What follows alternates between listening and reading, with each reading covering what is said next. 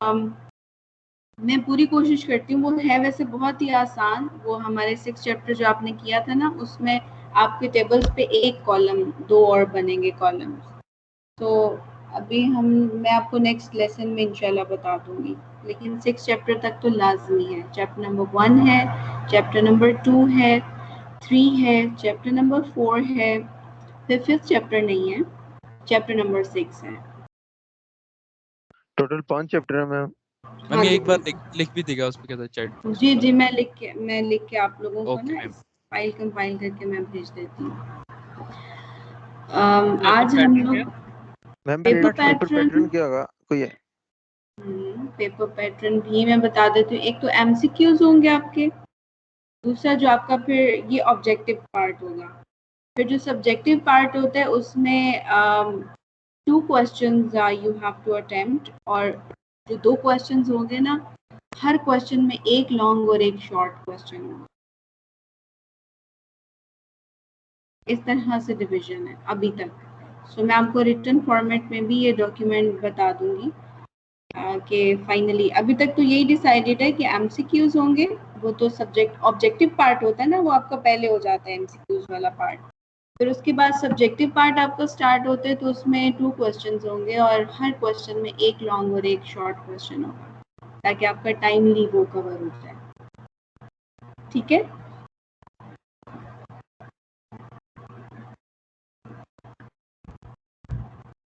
मैं ये कंपाइल करती हूँ अभी, फिर मैं आपको at the end of the lesson ये भेज देती हूँ, चैप्टर 1, 2, 3, 4 एंड 6। और उसके अलावा जो पैटर्न होगा पेपर का, वो भी मैं आपको बता देती हूँ। ये आप मेरे साथ क्वेश्चंस सॉल्व कर लें। हम लोगों ने अभी तक जितना भी स्टडी किया था, वो चैप्टर नंबर 6 में हमने प्रोबेबिलिटी डिस्ट्रीब्यूशन टेबल बनाया था of the discrete random variable. ठीक है, और ये जो आप टेबल बनाते हैं ना, इट्स अबाउट 1 ट्रायल, एक रैंडम ट्रायल के लिए ये होता है। 52 कार्ड्स में से सिर्फ एक कार्ड आप पिक करें, और वो क्या क्या पॉसिबिलिटीज होंगी आपके कार्ड्स की। इसी तरह अगर 3 कॉइन टॉसिंग एक्सपेरिमेंट था, तो 3 कॉइन्स आपने टॉस करने, एक मर्तबा अगर आप टॉस करें तो क्या क्या पॉसिबिलिटीज आपको नजर आ सकती हैं। वो सारी कहानी सिर्फ एक ट्रायल की होती है। ठीक है, सो ये चीज जहन में रखिएगा। मैं इसको क्लोज करके ना रीओपन करती हूँ। सो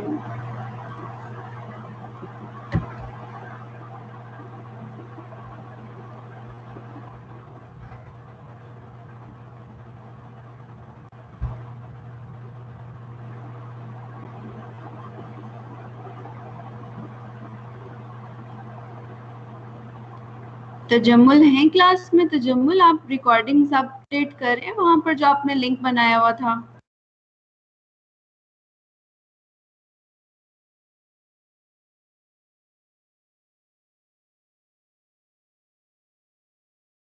मैंने दोबारा वो लिंक चेक नहीं किया है, लेकिन आप लोगों के एग्जाम्स बहुत करीब आ गए हैं, तो मोस्टली आप लोग लेसन जो होते हैं ना, उनसे कंसल्ट कर रहे होते हैं। तो अगर लेसन वहाँ नहीं हुआ तो प्रॉब्लम हो जाएगी।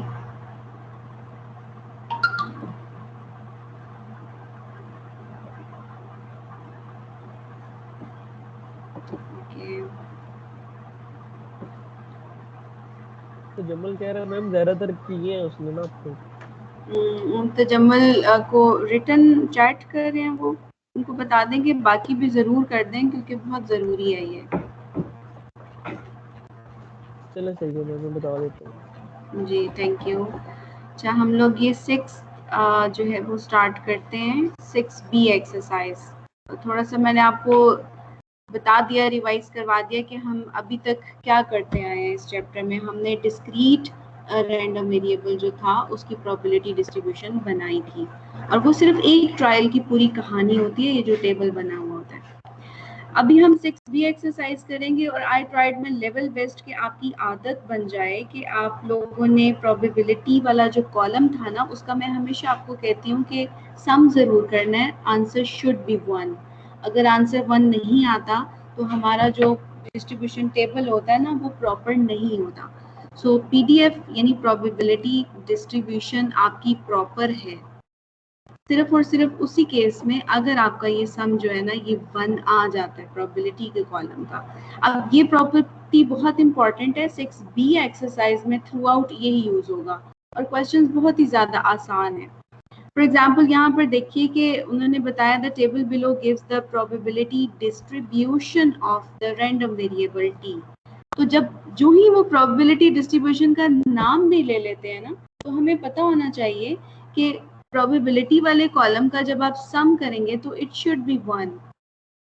सो this is very important property of probability distribution. अब उन्होंने कहा है कि फाइंड द वैल्यू ऑफ सी। यहाँ पर सी कोई अननोन कांस्टेंट है, वो हमें फाइंड आउट करना है। अब फिर जब आपको सी मिल जाता है तो you have to tell the probability of T less than equal to 3 and then T greater than 3। T जो है ना वो आपका रैंडम वेरिएबल है, उसका नाम रखा हुआ टी। सो यहाँ स्मॉल टी इसलिए लिखा होता है क्योंकि ये उसकी वैल्यूज लिखी हुई होंगी। तो वेरिएबल की वैल्यूज हमेशा स्मॉल लेटर के साथ हम बताते हैं और वेरिएबल का नाम जो हम रखते हैं वो कैपिटल लेटर्स में रख रहे होते हैं। ये छोटी छोटी सी फॉर्मेलिटीज होती हैं, ये याद रखिएगा। So this is the provided table to us. अब हमें पता है कि जब प्रोबेबिलिटी डिस्ट्रीब्यूशन प्रॉपर होता है ना तो उसका सम 1 होना चाहिए। सो हम क्या करेंगे, प्रोबेबिलिटीज में जो जो एंट्रीज लिखी हुई हैं उन सबको हम ऐड करेंगे और 1 के इक्वल बना देंगे। ये एक लीनियर इक्वेशन बन गई है ना आपके पास। अब आप इसको c की वैल्यू यहाँ से ले सकते हैं because only 1 constant and only 1 equation. So 8c is equal to 1 and c is 1/8। अब हम नेक्स्ट आ जाते हैं कि प्रोबेबिलिटीज किस तरह से आपने लेनी है। Probability of t less than equal to 3, यानी कि मेरा जो वेरिएबल है ना उसकी वैल्यूज जो वो बता रहा है ना वो कह रहा है कि 3 and less than 3। So 3 is inclusive है। इनके अगेंस्ट वो, क्योंकि उसने हमें ये प्रोबेबिलिटी कैलकुलेट करने के लिए कहा है तो आप उस वेरिएबल के अगेंस्ट प्रोबेबिलिटीज में जो कुछ भी लिखा होगा उसको आपने ऐड करके बता देना, ठीक है। So return here is c, 2c and 2c। आप probability t is equal to 1, 2 and 3 इन सबको हम ऐड करेंगे तो दैट मीन्स के t less than and equal to 3 है। उनकी प्रोबेबिलिटीज आप लिखें तो 5c है आंसर। अब c की वैल्यू आपको पता थी, आप c की बजाय 1/8 लिख देंगे तो ये 5 इज ऑलरेडी रिटन। आपका आंसर 5c था ना, तो 5 को लिखा रहने दें और c की जगह पर 1/8 आप लिख दें और ये multiplication in between is here. So it's 5/8। And जब उसने लास्ट वाले पार्ट में कहा है कि t ग्रेटर देन 3, अगर आप अपना वेरिएबल देखते हैं तो उसमें ग्रेटर देन 3 अगर आप पिक करना चाहें तो सिर्फ ये 2 ऑब्जर्वेशंस हैं जो ग्रेटर देन 3 हैं। उनकी आपको प्रोबेबिलिटी चाहिए तो ये probability is given to c and c, इन दोनों को आप ऐड कर दें। सो 2c एंड c आप ऐड करेंगे तो you are getting 3c। Again 3 is here और c की वैल्यू 1/8 थी, वो आप इनपुट कर दें तो 3/8 आपको आंसर मिल जाएगा। So that is how you have to do these sort of questions. अब यहाँ पर example 2 है, थोड़ा statemental part होता है। A computer is programmed to give single digit numbers x between 0 and 9 inclusive, यानी 0 भी शामिल है और 1, 2, 3, 4, 5, 6, 7, 8 and 9।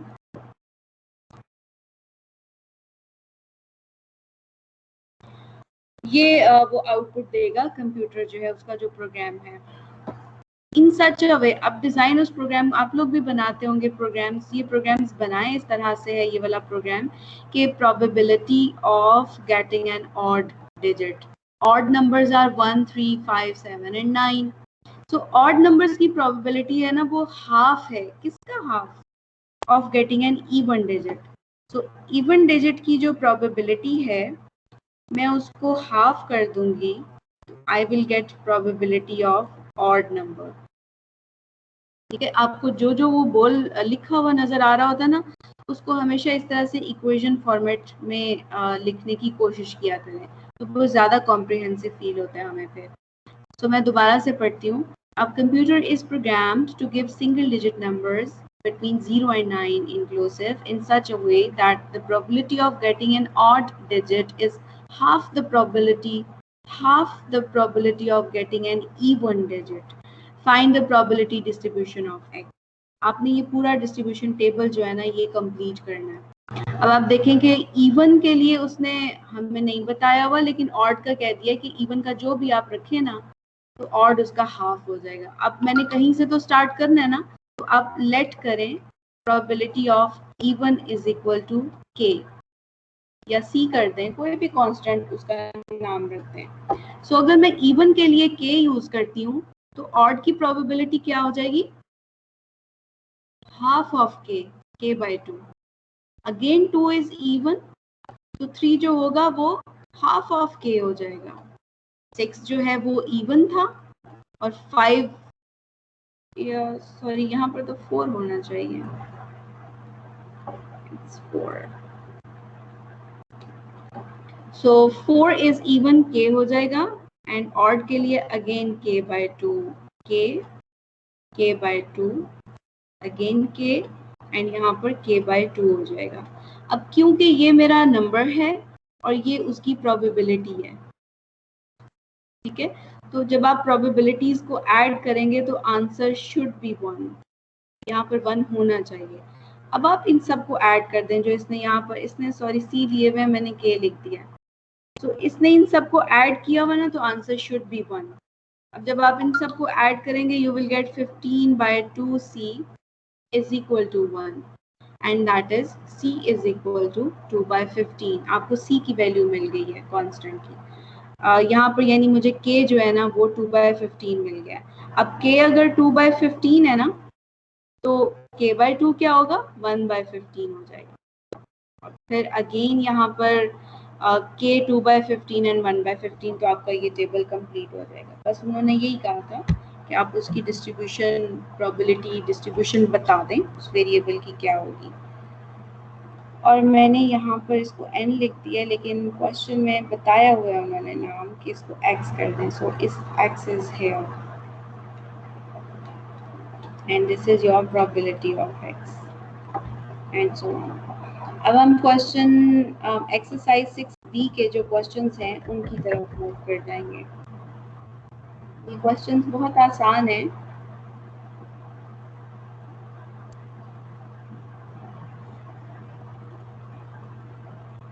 आप लोगों ने इसको साथ साथ करना है मेरे, ताकि आपका टाइमली, हम पेपर में भी तो रिवीजन करेंगे ना, तो ये सेक्शन आपका यहाँ पर ही हो जाएगा। ये मैं इसलिए कह रही हूँ क्योंकि ये है बहुत आसान। तो यहाँ पर इसको मैंने रख दिया 6b exercise and question number 1।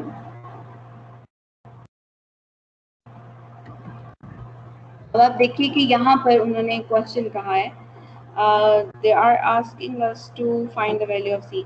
In the following probability distribution, c is a constant. Find the value of c. So again यहाँ पर आपने c को कैलकुलेट करना है। If the given probability distribution is proper, मैं probability distribution के लिए p and d लिख रही हूँ, is proper, then ये जो ये वाला कॉलम है ना आपका, sum of the probabilities, it should be 1। So इसको 1 करने के लिए आपने क्या करना है, 1/4 plus 1/5 plus 1/2 and plus c is equal to 1। It should be 1। तो अब अगर आप इसको लेकर सॉल्व करते हैं तो इनका एलसीएम क्या होता है, 4 5 and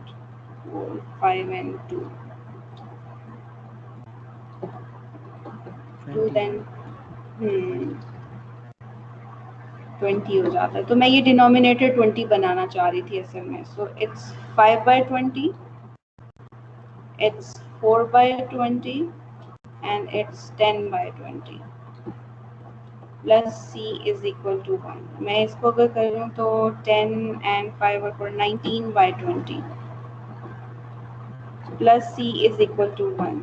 तो यहाँ से आपको असल में सी पिक करना है, तो सी इज इक्वल टू 1 माइनस 19/20। तो आपको सी की क्या वैल्यू मिलेगी? 1/20। बस उन्होंने सी को कैलकुलेट करने के लिए बताया था। सो सी अगर आप वहाँ यहाँ पर 1/20 रख देंगे ना, तो आपका ये पूरा प्रोबेबिलिटी डिस्ट्रीब्यूशन टेबल कंप्लीट हो जाता है। दैट्स इट, बस इतना सा है ये क्वेश्चन। क्वेश्चन नंबर 2 अब आप करेंगे। इसमें आपने जो डी की वैल्यू है ना वो फाइंड आउट करनी है। अगेन बिल्कुल सेम तरह से ये क्वेश्चन किया हुआ है इन्होंने। डी इज मिसिंग हियर, वो हमें नहीं पता।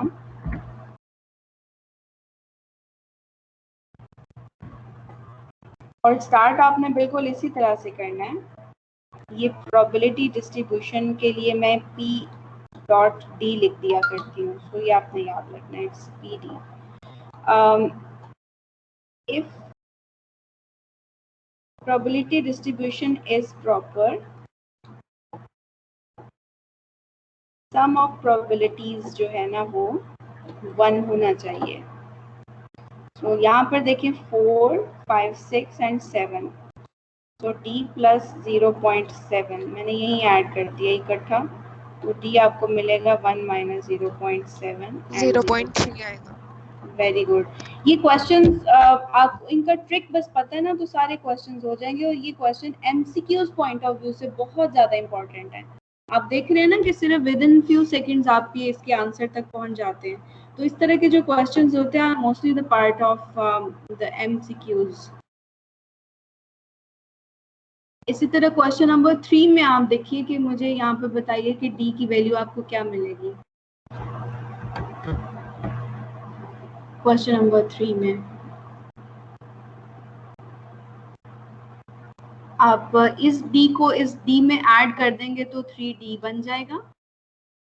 और कांस्टेंट देखें आपको क्या मिलेगा, 0.2 एंड 0.2 0.4 हो गया एंड 0.55 इज इक्वल टू 1। ये आपका 1 होना चाहिए। तो यहाँ से आपको डी की वैल्यू मिलेगी। वो क्या मिलेगी डी की वैल्यू बताइए जरा।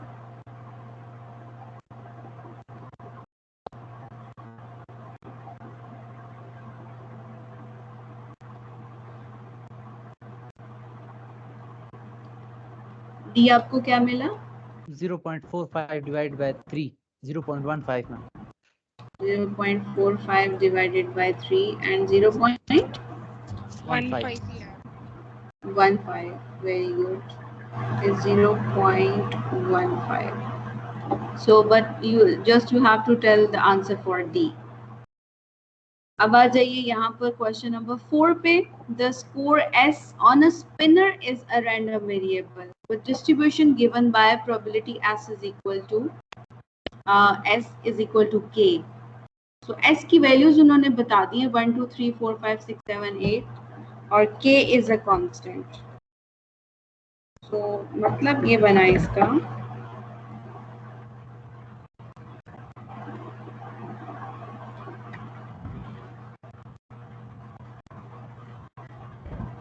इसको हम इसी तरह से लिख लेते हैं हॉरिजॉन्टल वे में। जो वेरिएबल है हमारा उसकी जो वैल्यूज हैं 1, 2, 3, 4, 7 एंड 8। उन्होंने कहा है कि S अगर 1 भी हो जाए तो प्रोबेबिलिटी K ही रखें, S2 भी हो जाए तो प्रोबेबिलिटी K ही है। ये बताया हुआ है ना उन्होंने कि S को वैल्यूज देते जाएं लेकिन प्रोबेबिलिटी का आंसर K ही रखें आप। तो K की वैल्यू बताएंगे क्या होगी। अब मैं यहाँ पर लिखती हूँ probability of S is equal to S, small s है ये। सो ये K यहाँ पर है, यहाँ पर भी। अब आप देखें K सब जगह पर है। अब K होगा क्या, कैसे कैलकुलेट करेंगे। Again, this probability thing should be equal to 1 if the PDF is proper.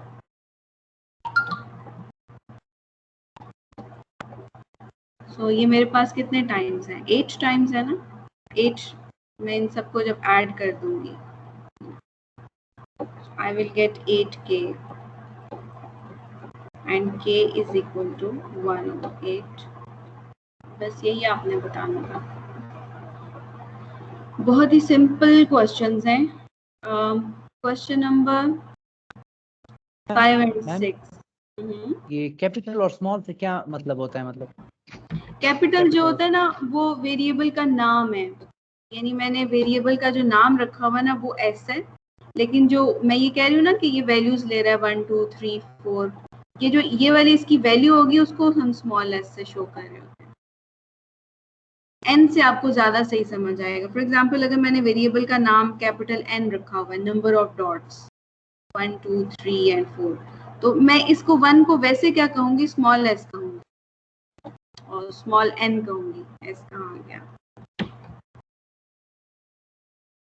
Small N कहूंगी। आप लोग माशाल्लाह मैथ्स पढ़ते हैं ना, हम लोगों ने ये वाला साइन यूज करना होता है।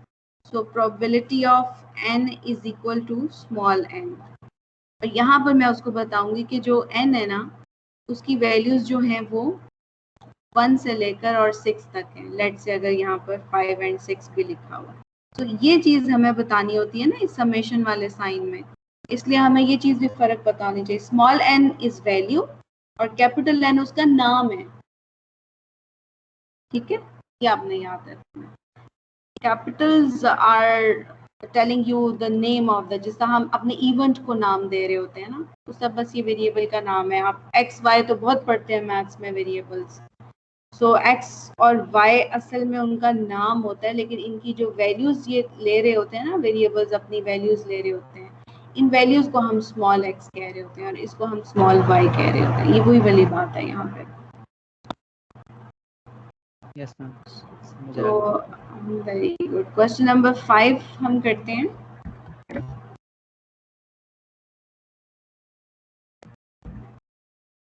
ये रहा क्वेश्चन नंबर 5 एंड 6 में इकट्ठा कर लेती हूँ।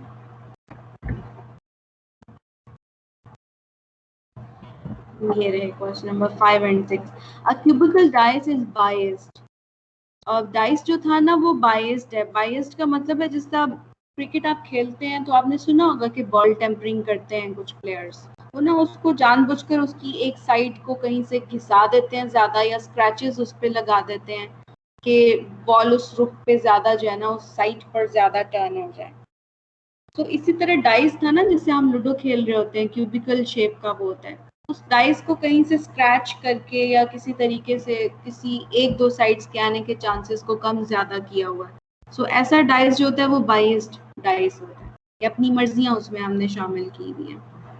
A cubical dice is biased so that the probability of an odd number is 3 times the probability of an even number. अब आप देखें कि क्यूबिकल डाइस में मेरे पास नंबर ऑफ डॉट्स की वो बात कर रहे हैं ना, odd number and even number. So मैं यहाँ पर अपने वेरिएबल का नाम कैपिटल एन रख देती हूँ, तो उसकी वैल्यूज क्या क्या होंगी, 1 2 3 4 5 या फिर 6 डॉट्स नजर आ सकते हैं जब मैं डाइस को रोल करूँ। अब मैं जब प्रोबेबिलिटीज उसकी लिखना चाहती हूँ तो वो मुझे बताते हैं कि probability of an odd number is 3 times the probability of an even number. So let's say मैं even number की probabilities को C कह देती हूँ, तो odd number की probabilities क्या होंगी,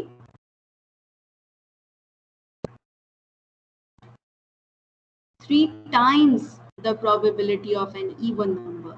So even की अगर C थी तो मैं इसको 3C कर दूंगी, इसको भी 3C कर दें, इसको भी 3C कर दें। You got this point? Yes ma'am.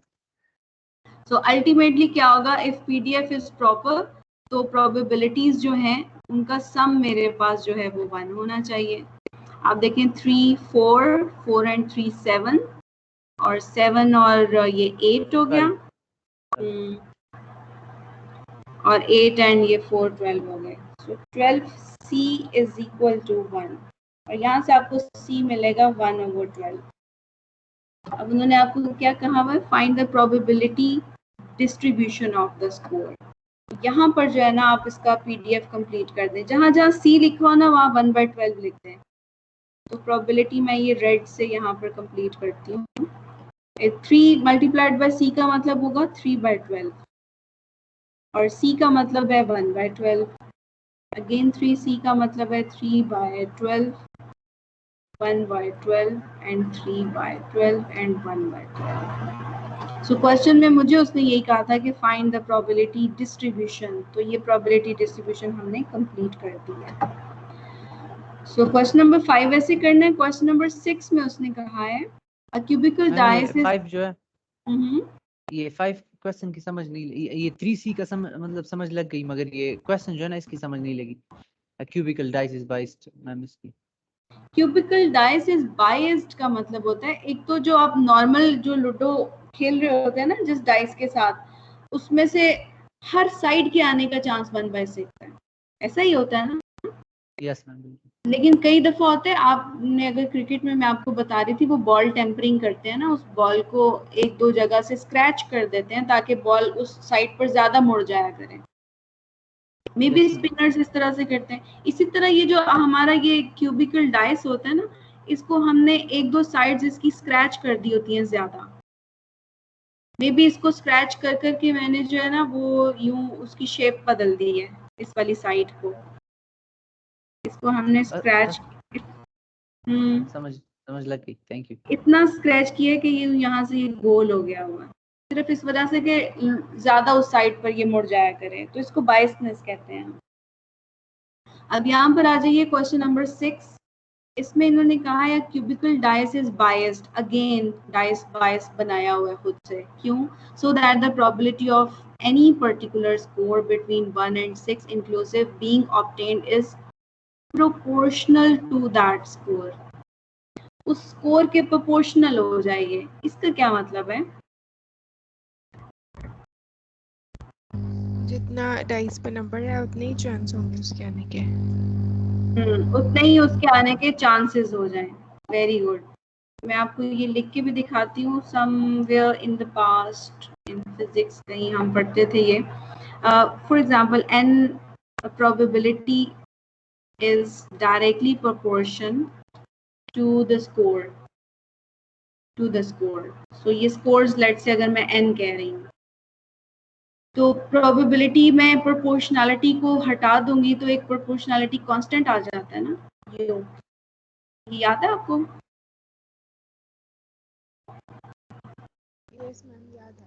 where n is number of dots, जो डाइस पे बने हुए होते हैं डॉट्स। तो अब मैं यहाँ पर लिखती हूँ कि अगर n जो है वो 1 2 3 4 5 एंड 6 है, तो प्रोबेबिलिटी क्या होगी? यहाँ मैं प्रोबेबिलिटी क्या लिखूं? p is equal to k n, n क्या है यहाँ पर? 1, सो p यहाँ पर k हो जाएगा। यहाँ पर प्रोबेबिलिटी क्या होगी?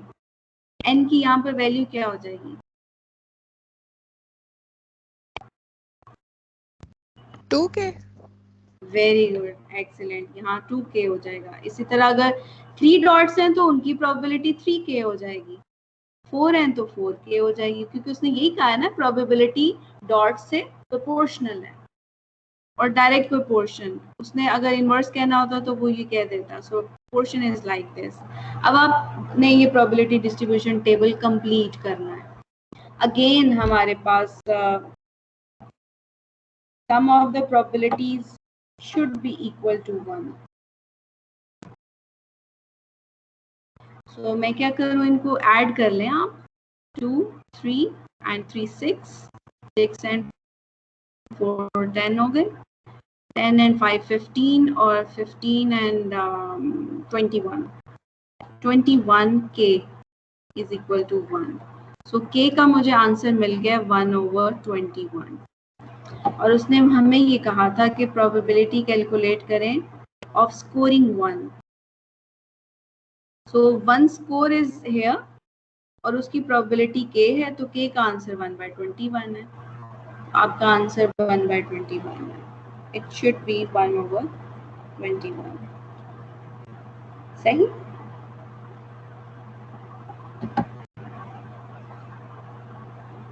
इसी में अगर हम वो आपने असाइनमेंट 2 के मार्क्स किस बेस पे लगाए हैं, कौन से वाली? मेरे पास इस तरह से हुआ कि आप लोगों के जो थे ना क्लास पार्टिसिपेशन के 2 मेरे पास सबमिशंस थी, तो उसमें से जो आपने एमसीक्यूज वहां पर सॉल्व किए थे ना फॉर्म्स पे, एक तो आपने मुझे खुद रिटर्न सारा सबमिट करवाया था, एक जो एमसीक्यूज आपने मुझे सबमिट करवाए थे वो फिर मैंने असाइनमेंट में फिल इन कर दिए, क्योंकि असाइनमेंट में भी मैंने आपको इसी तरह के क्वेश्चंस देने थे।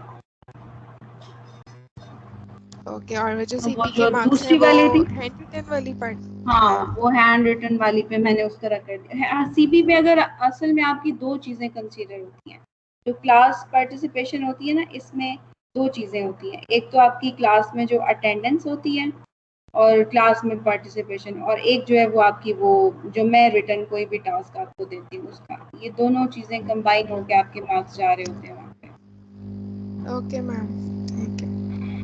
सो क्योंकि अब ये रमज़ान चल रहा था तो मैंने कहा कि पहले आपकी एक्सरसाइजेस कंप्लीट करना इज द मेजर टास्क। जो आपसे मैंने करवाया है मैं उसी को ही उसमें असाइनमेंट में कंपनसेट कर देती हूँ, इसलिए मैं उसको वहाँ ले गई थी। मैम राइटिंग के भी नंबर कटते हैं? राइटिंग के? कौन सी राइटिंग है? हैंड राइटिंग के? Yes ma'am. नहीं, हैंड राइटिंग के क्यों नंबर कटने हैं? मैम किसी की मैम काफी खराब हो आपने सकती है ना, इस एक्टिविटी में वजह से। काफी कम मार्क्स दिए, 7 मार्क्स दिए मैम। उसमें पता क्या होता है, मेरे आपके वैसे सेक्शन में ज्यादातर सब लोगों ने काम रिटर्न बहुत अच्छा किया हुआ था, लेकिन क्लास में जो है ना वो जब मैं नाम बुला रही होती हूँ तो आप कम कम बोलते हैं वैसे। नहीं मैम, आपने बहुत अच्छे मार्क्स दिए और ये आपने अच्छा किया, आपने असाइनमेंट के मार्क्स जरा एडजस्ट कर दिए, है ना? सीपी और में। नहीं, यस लेकिन सीपी में मुझे भी फील हो रहा था कि कुछ नहीं उतना सॉलिड आप लोगों के बन रहे, लेकिन होगा इस तरह से कि जितने भी आपके क्विजेज और असाइनमेंट्स जो फाइनल में, लेट से मैं आपको एग्जांपल देती हूँ कि हमें ये कहा गया है कि आपके क्विजेज 6 जो है ना वो फाइनल में जाने चाहिए, या लेट से 4 कह दिया कि फाइनल आपका पोर्टल पे 4 क्विजेज के मार्क्स एंटर होंगे फाइनल तक। तो मैं यूँ करती होती हूँ कि 5 या 6 क्विजेज के आपके उस पर अपलोड कर देती हूँ, और फिर उसमें से मेरे पास ऑप्शन होती है बेस्ट 4 की सिलेक्शन की। तो ये वाली ऑप्शन हर जगह मैं रखती हूँ, क्लास पार्टिसिपेशन में भी, क्विजेज में भी और असाइनमेंट्स में भी, ताकि अगर हो सकता है आप लोगों ने 5 बहुत अच्छी की थी और 6 पे कहीं तबीयत खराब थी, नहीं सही हो सकता, तो वो वहाँ पे कंपनसेट हो जाए। तो ये वाला है ऑप्शन अभी, don't you worry. Ma'am class participation तो हम करते हैं, जो चीज़ आप मतलब वो मांग ले मतलब रिटर्न दे देती हैं वो हम करके दे देते हैं। क्विज वो जो मतलब एमसीक्यूज बेस्ड भी होते हैं वो भी कर लेते हैं मैम, उसमें फिर भी 7 मार्क्स मिले हैं सिर्फ 10 में। वो मैंने आपको उसकी रीजन बताई है कि समटाइम्स मैं यहाँ पर क्लास में काफी मर्तबा आप नाम ले लेके भी बुला रही होती थी ना, तो आप लोग उतना एक्टिवली नहीं बोल रहे होते, लेकिन there is always room for improvement. मैं इसलिए बता रही हूँ कि कुछ हम लोग होते हैं कि सेमेस्टर के स्टार्ट में अभी उतना पेस नहीं हमने पकड़ा होता, तो एंड पे हम ज्यादा एक्टिवली पार्टिसिपेट करते हैं, तो there is always room for improvement. अगर 2 लेट्स से 4 क्लास पार्टिसिपेशंस आपकी फाइनल में जाती है ना, तो मैं आपकी मार्क जो करूंगी ना वहां पर वो 6 करूंगी या 7 कर दूंगी, ताकि वो उसमें से बेस्ट वाली उठाकर आपके मार्क्स लगा दे। उस किसी 1-2 जगह पर आपके अगर ज्यादा मार्क्स नहीं थे तो वो कंपनसेट हो जाते हैं। सो कुछ रोजों की भी वजह से इस तरह से मेरे माइंड में यूं ही था कि शायद आप लोग इसलिए नहीं रिप्लाई करते, लेकिन हम सबको पता है कि कुछ थोड़ा सा ये वीक पॉइंट रहा था हमारा पिछले दिनों में, लेकिन कोई बात नहीं, हो जाएगा। ये आप लोग एफर्ट करें, इंशाल्लाह ये कंपनसेट हो जाएगा अगर आपको फील हो रहा है कि ये कम है, लेकिन मैं आपको जरूर चांस दूंगी कि आप इसको कंपनसेट कर सकें। सो क्वेश्चन नंबर 5 हमने कर लिया था, क्वेश्चन नंबर 6 हम कर रहे थे ना? 6 भी कर लिया था मैम। 6 भी कर लिया था। अब हम क्वेश्चन नंबर 7 पे आएंगे। ये आपको आसान लगेगा। अभी तो ये वाला जो आपने 6 किया था इसमें देखें प्रोपोर्शन डायरेक्ट है। 7th में जरा नोटिस करें आप, तो कहते हैं कि 7th में for a biased cubical dice the probability of any particular score between 1 and 6 inclusive being obtained is inversely proportional to that score। अब माशाल्लाह मैथ्स आप लोगों का आई एम श्योर कि मेरे से बहुत अच्छा है। इनवर्स प्रोपोर्शन कैसे हम लें? डायरेक्ट प्रोपोर्शन तो हमने किया ना, जो 6th क्वेश्चन था। अब 1 का 6 मतलब 1 जो है ना वो 6 तक मतलब इस तरह आएगा। 1/2 1/3 वेरी गुड, एक्सीलेंट। मैं यानी प्रोपोर्शन जब बना रही होती हूँ तो ये मेरा स्कोर है जो n है और ये प्रोबेबिलिटी p से है। अब यहाँ पर वो मुझे कहते हैं inversely proportion to that score, और ये स्कोर मैंने n लिया हुआ था। तो अगर probability inverse proportion to score होता है ना तो हम उसको 1/n कर देते होते हैं, यूं ही है ना, ये इनवर्स प्रोपोर्शन है। यस मैम 1/2 1/3 ऐसे होंगी। Excellent, very good.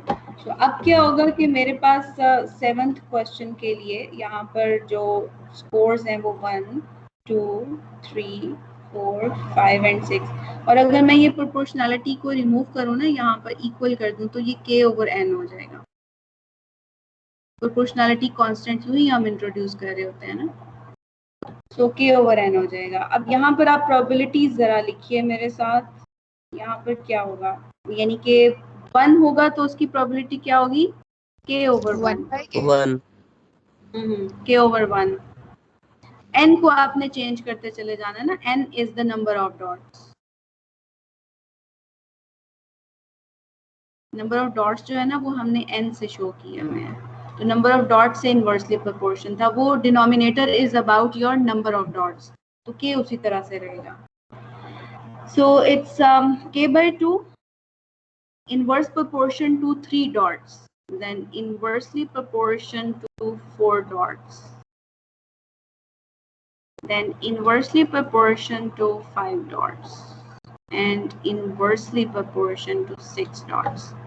अब आप यहाँ पर आए तो हमारे पास if the PDF is proper, तो मेरे पास इन probabilities का जो sum है it should be 1। अब आप इसको जब सॉल्व करेंगे ना तो वैसे हम पॉइंट्स में कन्वर्ट करके कर सकते हैं, लेकिन प्रोबेबिलिटीज में हमेशा प्रायोरिटी दी जाती है कि फ्रैक्शन को फ्रैक्शन ही रहने दिया जाए। अब हेल्प करें जरा मेरी कि 1 2 3 4 5 6 का एलसीएम क्या हो सकता है। अगर हम इस तरह से एलसीएम लेते चलते चले जाएं तो 2 और 2 और 3 हो जाएगा। फिर 3 जब मैं यूज करूं तो यहाँ भी 1 आ जाएगा और यहाँ भी 1 आ जाएगा, 2 और 5 बस यही रह जाएंगे। सो 5 2 10 10 3 30 एंड 2 60 एलसीएम आ रहा है हमारे पास। सो मैं ये सब डिनोमिनेटर्स जो है ना ये 60 बनाने की कोशिश करूंगी अब। सो इट्स 60k/60 प्लस इसको 60 बनाएंगे तो ये हो जाएगा 30/60 के। इसको इस फ्रैक्शन को 60 डिनोमिनेटर में बनाएं जरा, कैसे बनाएंगे। मैं 3 को किससे मल्टीप्लाई करूंगी, 60। वेरी गुड, सो इट्स 20/60 हो जाएगा। अब इस वाली फ्रैक्शन को बनाएं तो 4 1 4 एंड 4 5 15, यानी तो 15/60 हो जाएगा। इसको बनाएंगे हम तो 5 1 5 एंड 5 2 12। यस मैम 12 12/60 के हो जाएगा। और इसको भी बनाएं 60, ये तो आसान है, 10/60 हो जाएगा। ये हो गया। So it should be equal to 1।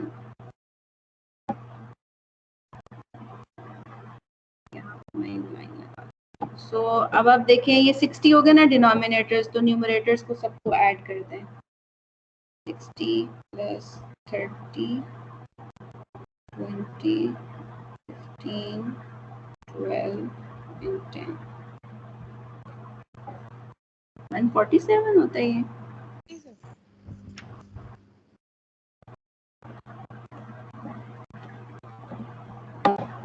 So if 147k is equal to 1 तो k मुझे मिल जाएगा 60/147।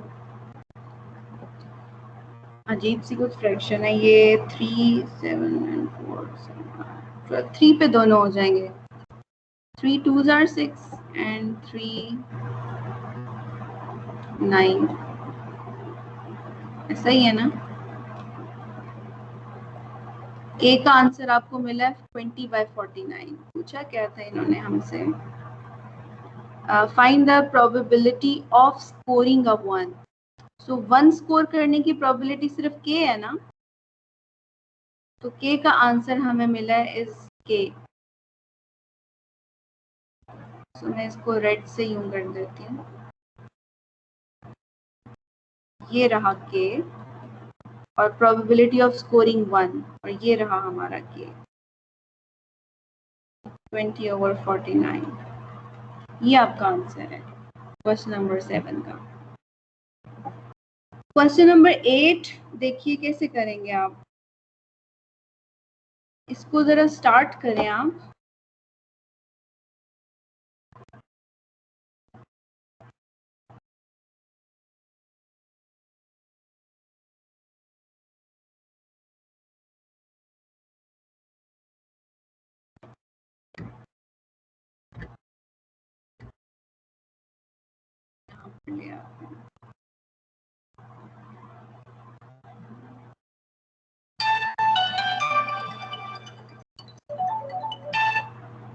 यहाँ पर देखिए, इसमें इन्होंने कहा है in the following probability distribution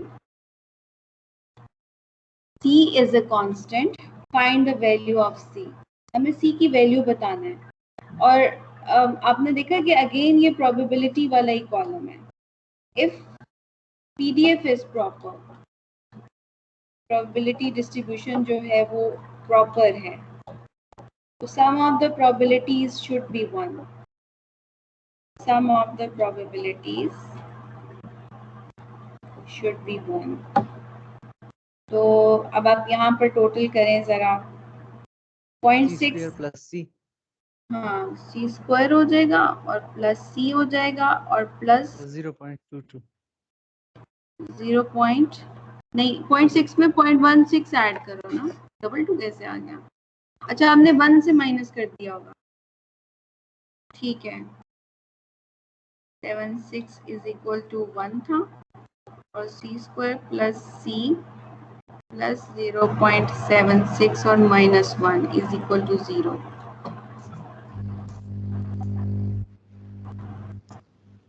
और माइनस ये हो गया -0.24 इज इक्वल टू 0। अब दो तरीके हैं, या आप 24/100 करके इसको, तो आपको C स्क्वायर और C के कोएफिशिएंट्स मिल जाएंगे, तो फैक्टराइज करने की कोशिश करना। अदरवाइज अगर आपको याद हो तो हम क्वाड्रेटिक इक्वेशंस में जो हमारा ये वेरिएबल होता था, मैं उसको इस तरह से भी तो कर सकती थी ना, -b plus minus b square -4ac divided by 2a। ये याद है आप लोगों को? Yes ma'am. मैम इसको हम ऐसे नहीं कर सकते, C plus C square left side पे रहने दें, और जब बाकी इस वैल्यूज को सॉल्व करेंगे तो 0.24 आएगा, यानी इक्वेशन बनेगी C plus C square equal to 0.24। और फिर हम C को भी इक्वल कर दें 0.24 के, और C स्क्वायर को भी इक्वल कर दें 0.24 के, और फिर 0.24 का अंडर रूट ले लें। अच्छा, यानी आप कह रहे हैं इस तरह करें यूं, और मैं इसको 0.24 उधर ले जाऊं इस तरह। So it could be like इधर C इज इक्वल टू 0.24, या फिर C plus 1 equal to 0.24। You yes ma'am. इससे आपको मिलेगा -1 प्लस 0.24, तो ये आपका आंसर नेगेटिव आएगा।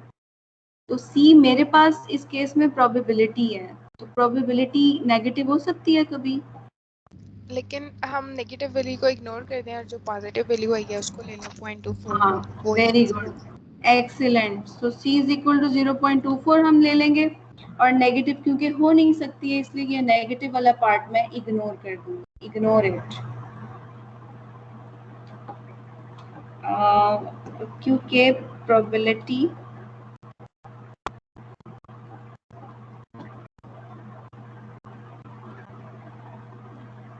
Can be negative. तो C का हमें आंसर मिल गया, वेरी गुड।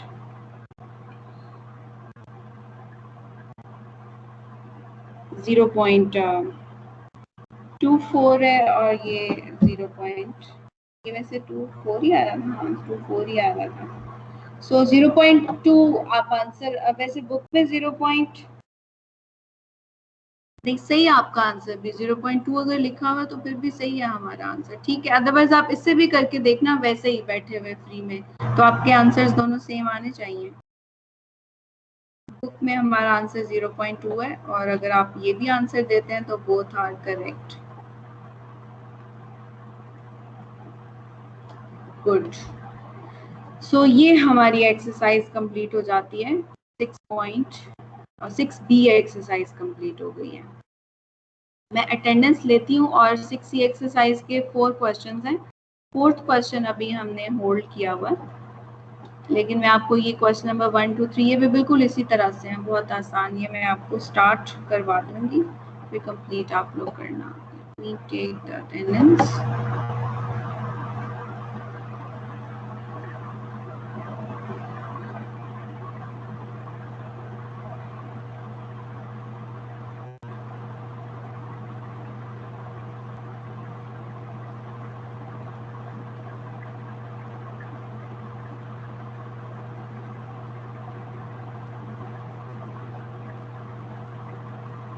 शाफान और माजबीन, मेहरान, जवेरिया, उस्मान, जमील को मैं हमेशा क्लास में एब्सेंट देख रही होती हूँ। कोई बता सकते हैं कि क्यों नहीं ये क्लास लेते हैं?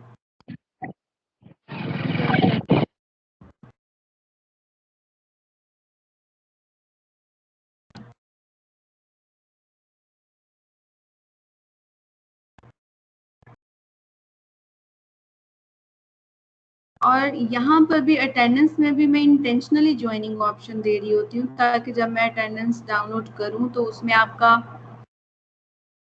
ऑल्दो कि ब्रीफ सा हो, फ्यू सेकंड्स हो, लेकिन कुछ नज़र तो आए ना कि आपने जो है वो रिजेक्ट किया या ज्वाइन किया आप लोगों ने, ताकि मैं पोर्टल पे आपको एब्सेंट मार्क ना कर सकूँ।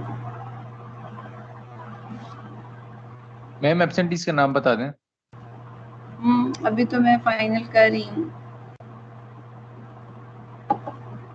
शाफान एब्सेंट है,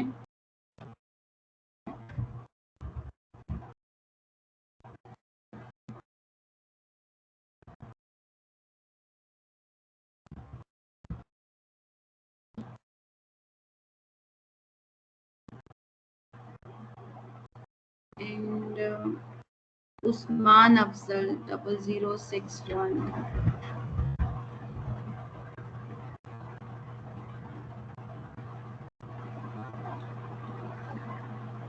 फिर जवेरिया तारिक हैं,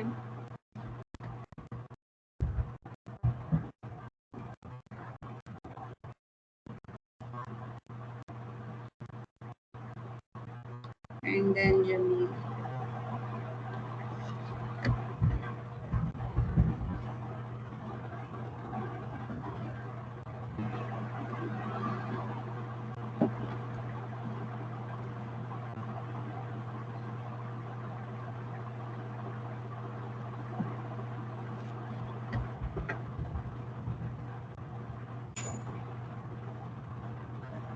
एंड मेहदी।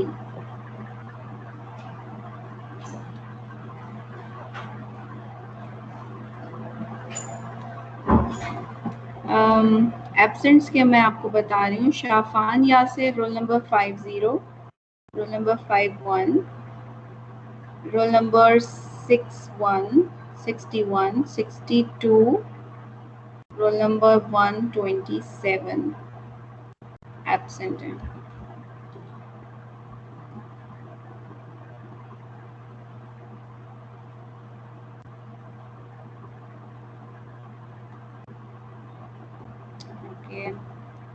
सो मैं आपको ये स्टार्ट कर देती हूँ, आप लोगों ने ये कंप्लीट करने। ये क्वेश्चंस बहुत आसान है, आप लोग ये पहले कर चुके हैं। ये 6B एक्सरसाइज का क्वेश्चन नंबर 5 की कंटिन्यूटी है, ये जो भी हम करके आए हैं। सो इधर क्वेश्चन नंबर 1 में बताया गया है कि अ card is chosen at random from a pack and replaced any card आपने पिक किया, उसको नोटिस किया और उसको वापस रख दिया आपने, सो दैट आपने 520 कार्ड जो थे ना वो पिक करने हैं।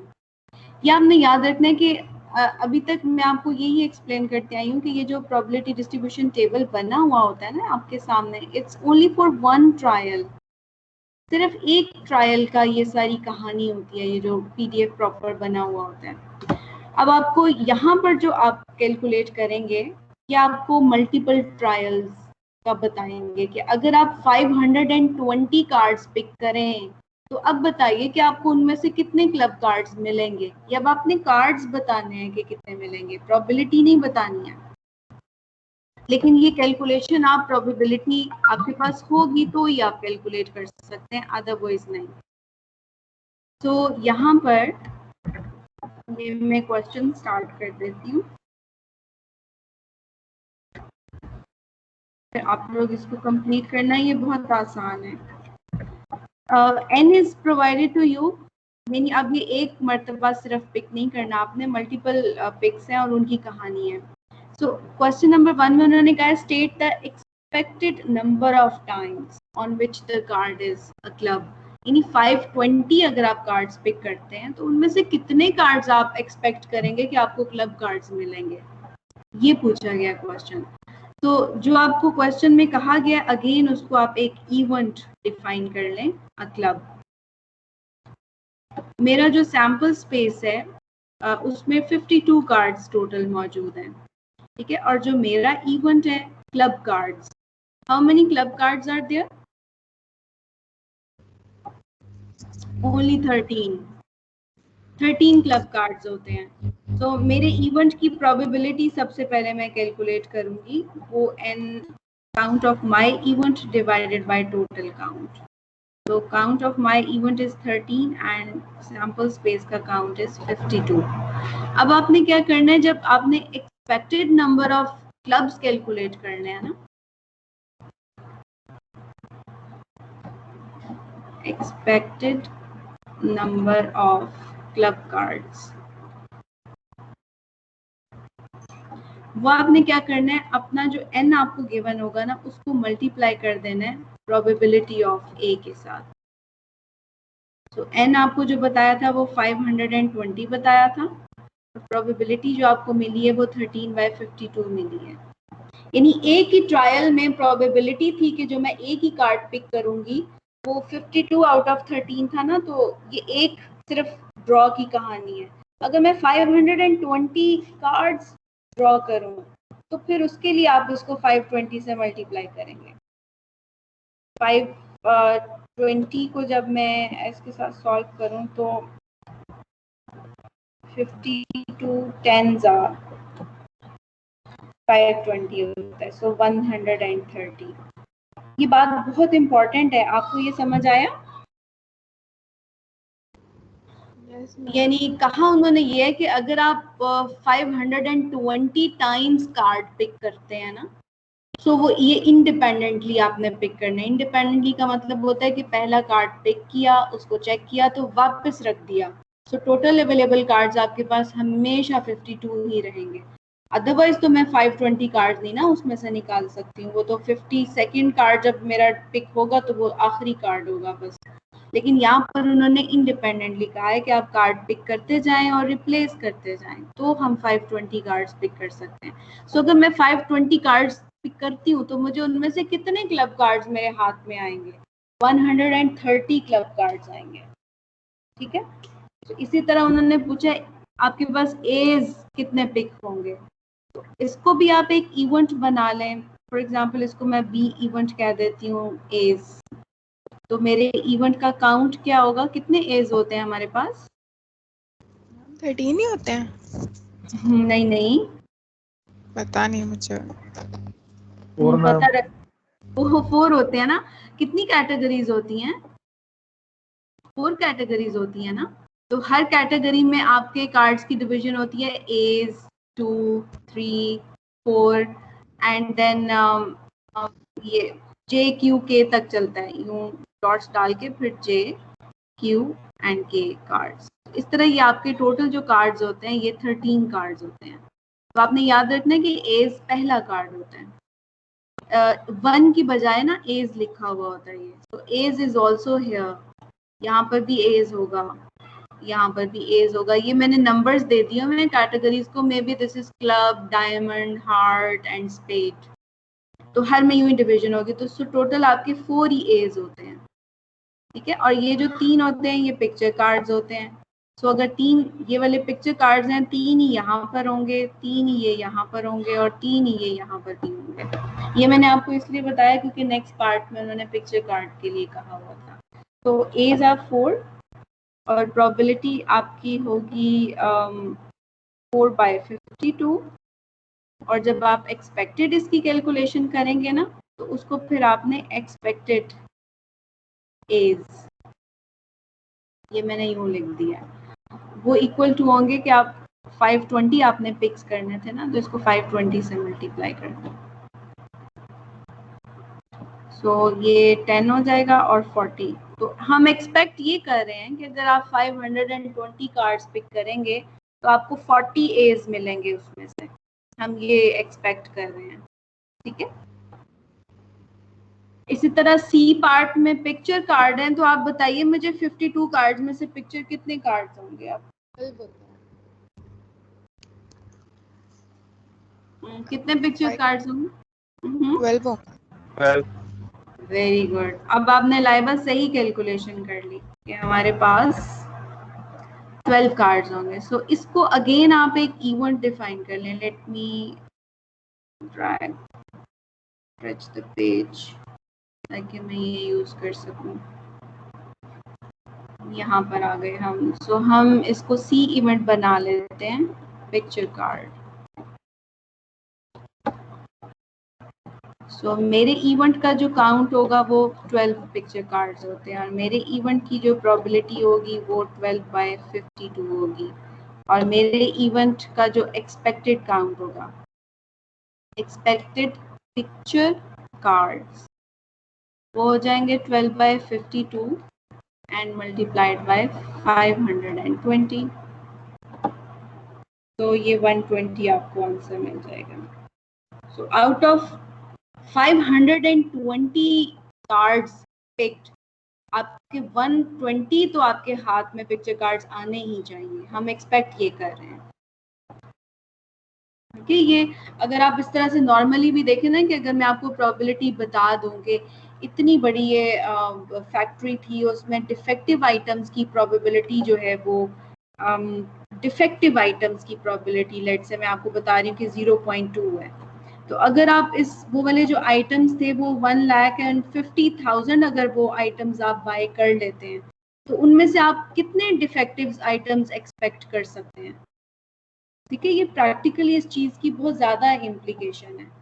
ये आपने याद रखना है कि ये बहुत इम्पॉर्टेंट सॉर्ट ऑफ टॉपिक है जो प्रैक्टिकल लाइफ में बहुत यूज़ होता है कि हमें प्रोबेबिलिटी मालूम हो तो हम एक्सपेक्टेड काउंट अपना जो है ना वो ले सकते हैं।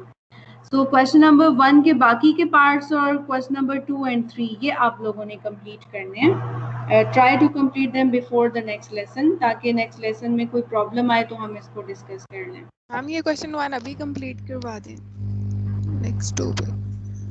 हाँ, आपका लेसन तो नहीं है नेक्स्ट, क्योंकि नहीं। लेसन टाइम, अच्छा ओके ठीक है। नेक्स्ट इसमें डी पार्ट अगर आप देखें तो ईदर एन एज और अ क्लब और बोथ, इसको हम किस तरह करेंगे? मैं इसको स्ट्रेच करती हूँ जरा पेज को अगेन।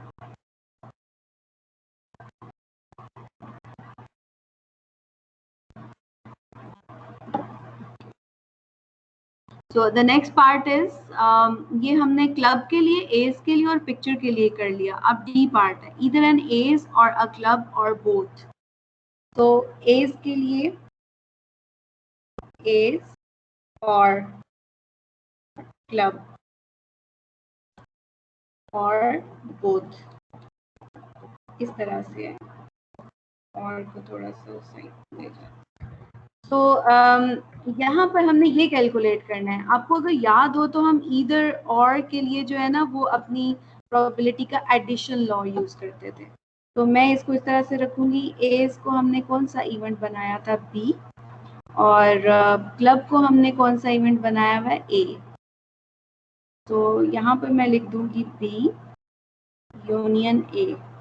ये प्रोबेबिलिटी आपने कैलकुलेट करनी है, बोथ उसमें ऑटोमेटिकली खुद ही आ जाता है। अगर आप बी यूनियन ए का फॉर्मूला लिखेंगे ना, तो it's like probability of B plus probability of A. आप मुझे बताएं कि ऐसा कोई आपको कार्ड मिलेगा जो एज भी हो और क्लब भी हो, उसके ऊपर एज भी लिखा हो और क्लब का लोगो भी बना हो? क्या ऐसा कोई कार्ड हो सकता है? नहीं। यहाँ से जरा देख के बताएंगे, ये क्लब का एज होगा? यस मैम होगा। तो फिर ऐसा हो सकता है लाइबा कि आपको एक ही कार्ड के ऊपर क्लब भी नजर आए और एज का ये लोगो भी बना हो, ऐसा हो सकता है? यस मैम, हो सकता है।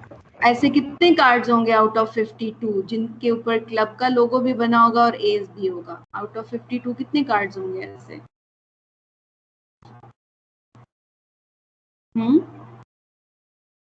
टोटल कितने होंगे उनका? मैम एज 4 है। ये जो बाकी के एज है ना, ये वाला एज जो होगा ये हार्ट का होगा, ये मे बी डायमंड का है, और ये स्पेड का है। तो इस एज के साथ स्पेड का लोगो बना होगा, इस एज के साथ डायमंड का लोगो एक ही होगा। Very good. एक तो कार्ड होगा। यहाँ पर जो मेरी इंटरसेक्शन टर्म होती है ना, इसका मतलब होता है एज एंड क्लब, इसका ये मतलब होगा। So how many clubs were there? 13. And how many A's were there? 4 by 52. And how many cards that are from club and A's? तो ऐसा सिर्फ एक कार्ड था। तो ये आपने प्रोबेबिलिटी यहाँ पे कैलकुलेट कर लेनी है। ये आपको आंसर मिलेगा 13, 4 में से 1 गया, 3 एंड 13 एंड 3 हो गए 16 by 52। जब आप इसकी एक्सपेक्टेशन कैलकुलेट करेंगे ना, तो इसको आपने फिर n के साथ मल्टीप्लाई कर देना, और n जो आपको बताया हुआ है उन्होंने, वो बताया हुआ है 520। सो ये आपके पास यहाँ 10 आ जाएगा, और 160 आपको काउंट मिलेगा। 160 आपको काउंट उन कार्ड्स का मिल रहा है जो या तो एज होंगे या क्लब होंगे। अगर आप 520 कार्ड्स पिक करें तो उनमें से 160 कार्ड्स ऐसे होंगे जिनके ऊपर एज एंड क्लब का लोगो आपको नजर आएगा। 160 टाइम्स आपका ये कार्ड पिक हो सकता है। और फिर ये जो ई पार्ट है, neither an ace nor a club, इसको कैसे करेंगे आप? मैं जूम इन करूँ यहाँ। Neither an ace nor a club, so इसका मतलब है कि इसे एज की माइनस कर देंगे। Very good. ऐसे भी कर सकते हैं आप, या आप इसको इस तरह से कर सकते हैं। हाँ, ऐसे कर लें आप, neither an ace nor a club. इसका मतलब होता है एज का हमने क्लब को ए से शो किया हुआ था ना, तो असल में वो आपसे पूछना चाह रहे हैं ए कॉम्प्लीमेंट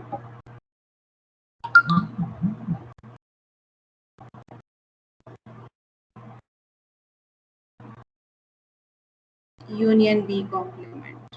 बी था हमारा एज वाला इवेंट के सी रखा हुआ, बी रखा हुआ, तो ये आपने कैलकुलेट करना है।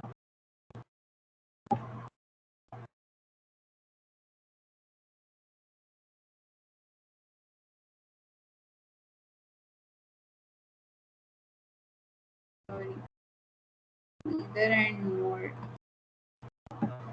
नॉर होता है ये। तो ये आपको डी मॉर्गन्स लॉ याद होगा, आपने कहीं सेट्स में पढ़े होंगे। मैं A complement intersection B complement को क्या कह सकती हूँ? A union B. Union B. Very good, ये होता है डी मॉर्गन्स लॉ ये। सो ए यूनियन बी आप कैलकुलेट कर चुके हैं ना, यहाँ सबसे लास्ट में ये वाला ए यूनियन बी यानी बी यूनियन ए, वही हुआ। सो इसका जो भी आंसर है ना, इसका आंसर हमें मिला हुआ है 16 by 52। इसको आप यहाँ पर 1 में से माइनस कर दें, ये मैंने लिखा था। So 1 - A union B is your A union B complement, ये इसको हम इस तरह से लिख सकते हैं। तो A यूनियन B का आंसर 1 में से आपने माइनस कर देना है और जो भी जवाब मिले उसको 520 से मल्टीप्लाई कर दीजिएगा। सही हो गया?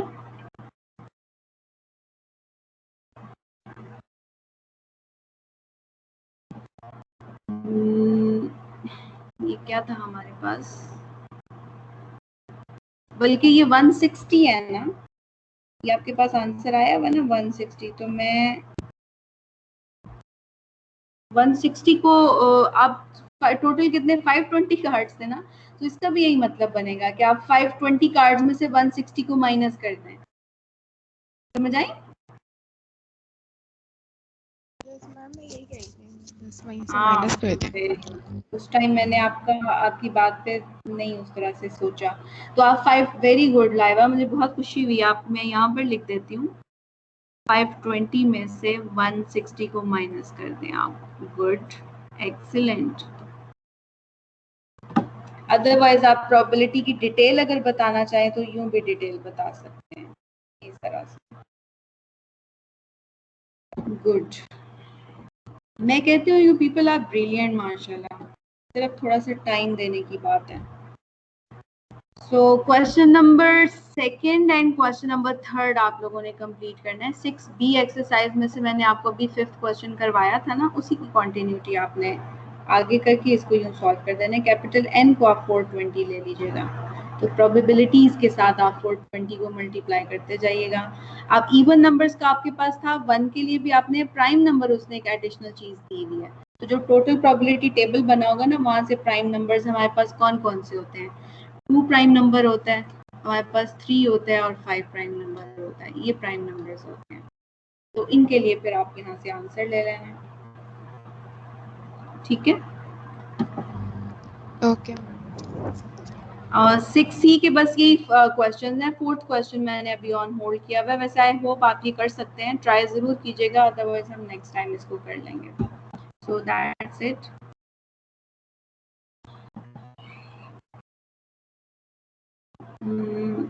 All the best.